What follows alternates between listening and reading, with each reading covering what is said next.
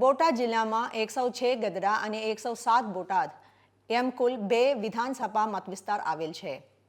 મતદાન મથકોના પુનર્ગઠન બાદ બોટાદ જિલ્લામાં હવે કુલ 651 મતદાન મથકો અસ્તિત્વમાં આવેલ છે તથા તારીખ 1-10-2025ના રોજની સ્થિતિએ બોટાદ જિલ્લામાં કુલ 5,62,508 મતદારો નોંધાયેલ હતા.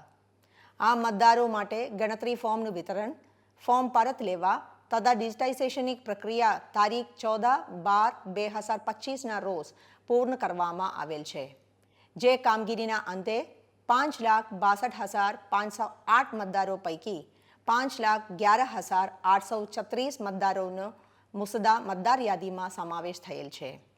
ગણતરી ફોર્મના તબક્કાની કામગીરી બાદ આજ તારીખ 19-12-2025ના રોજ બોટાદ જિલ્લાના વિધાનસભા મત વિભાગોની મુસદ્દા મતદાર યાદીઓની પ્રસિદ્ધિ કરવામાં આવેલ છે.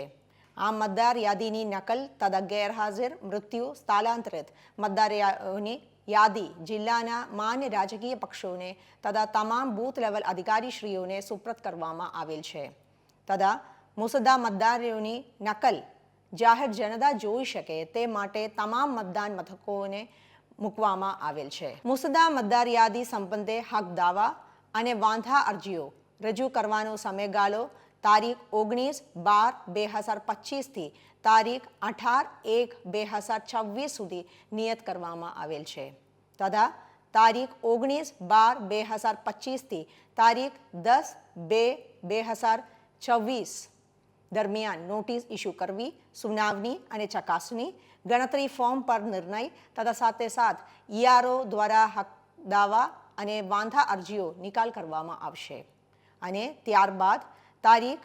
17-2-2026ના રોજ તારીખ 1-1-2026ની લાયકાતની તારીખના સંદર્ભમાં મતદાર યાદીની આખરી પ્રસિદ્ધિ કરવામાં આવશે.